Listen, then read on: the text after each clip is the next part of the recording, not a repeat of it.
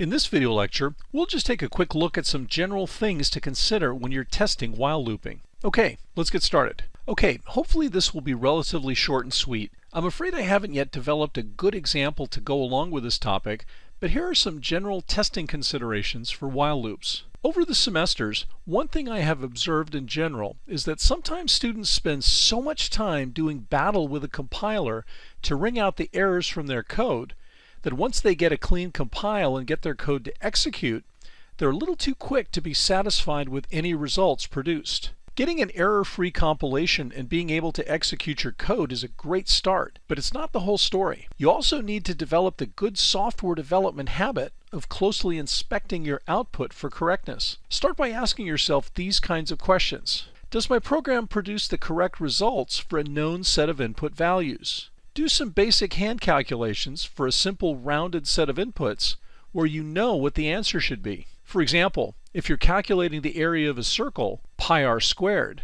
for a radius of 10, the area should be 100 pi, or 314 and some decimal change. Check your output for some boundary or edge case values using the highest and or lowest expected input values. Is the result correct? And can it be displayed properly? Check the results of your while looping just above, below, and at any edge values in your looping conditions. For example, if you have some loop condition along the lines of value less than 50, what happens if the value is 49, 51, or exactly 50? Check that your while loop produces the correct results, even if it encounters the sentinel value as its first and only input. Does it correctly refrain from while looping? As noted CS author Donald Knuth has written, do exactly nothing gracefully. This guy has written some classic works on CS algorithms, which you may encounter as you continue on in your education. Finally, does your program appropriately deal with any invalid inputs? Try entering some invalid data in terms of either unexpected values or incorrect data types. Does your program generate any exception errors or perform any incorrect actions?